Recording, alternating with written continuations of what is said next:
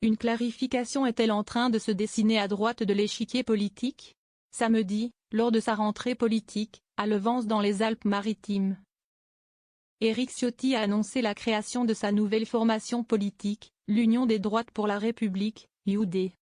Sans pour autant vouloir démissionner de la présidence de LR, le député des Alpes-Maritimes a estimé que la marque Les Républicains était, aujourd'hui dépassée, discréditée par ses défaites, ses contradictions, son manque de courage. Suite au ralliement surprise d'Éric Ciotti au RN de Jordan Bardella. Lors des dernières élections législatives, le bureau politique du parti avait tenté par 3 fois, sans succès, d'exclure le président des Républicains. Le 14 octobre, une nouvelle audience devra se prononcer pour savoir si Éric Ciotti peut conserver la présidence de LR. La procédure judiciaire va durer des années. Éric Ciotti va utiliser le droit et les fichiers de nos adhérents, contre nous. Mais ce qui compte, c'est la dimension politique de cette affaire. Éric Ciotti s'est mis, de fait, en dehors de notre famille politique, réagit le sénateur LR, Max Brisson. Nous avons déjà reçu de nombreuses adhésions. Dans l'entourage d'Éric Ciotti, on présente la création de ce nouveau parti comme une démarche de rassemblement des électeurs de droite.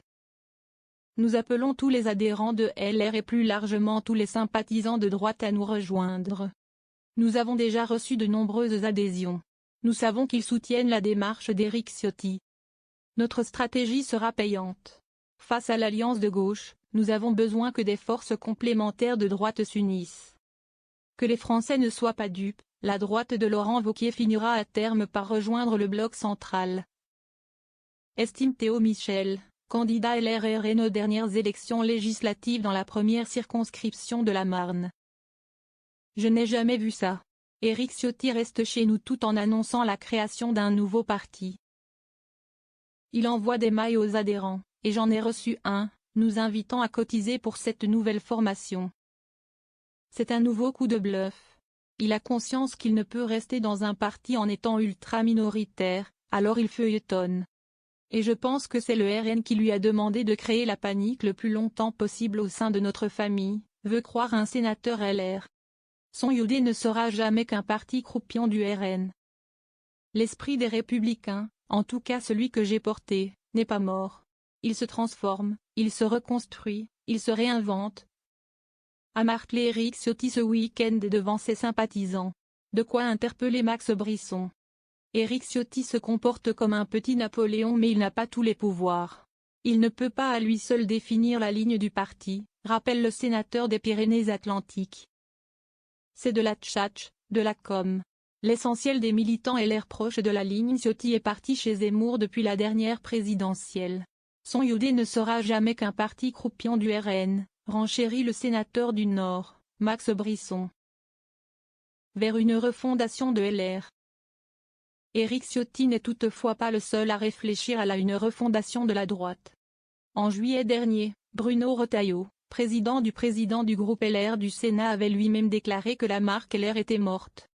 Dans la foulée, son homologue à l'Assemblée, Laurent Wauquiez, avait rebaptisé le groupe LR du Palais Bourbon, droite républicaine. Et le Sénat devrait suivre prochainement. Le plus gros groupe au Palais du Luxembourg va changer de nom prochainement. Afin d'éviter la confusion, les sénateurs LR ont été invités à plancher sur une nouvelle épithète lors des journées parlementaires le 11 septembre. L'appellation la droite républicaine séduit à la Chambre haute et pourrait être ajustée pour y adosser le terme sénatorial. Une idée évoquée lors de la réunion de groupe du 18 juillet, comme nous l'indiquions ici. Reste le chantier plus vaste de la refondation du parti. Certains de mes collègues prônent la création d'un nouveau parti. Ce serait une erreur. C'est à partir de LR que nous devons reconstruire, comme l'UMP l'a été à partir du RPR ou le PS à partir de la SFIO. Car les financements publics sont fléchés vers les formations politiques. Et l'argent c'est le nerf de la guerre, plaide Max Brisson. Annie Genevard, secrétaire générale de LR, convoquera prochainement un bureau politique qui organisera un congrès pour entériner le changement de nom et probablement des statuts. Indique par ailleurs Marc-Philippe Daubresse. Max Brisson conclut. Le changement de nom c'est la fin du cheminement après un travail doctrinal. Il faudra aussi changer les statuts marqués par un juridisme pointilleux et un manque d'efficacité. Ça s'explique car ce sont en réalité les statuts de l'ancien UMP rédigés à l'époque dans le cadre d'une fusion de partis. L'heure est en effet désormais à la scission.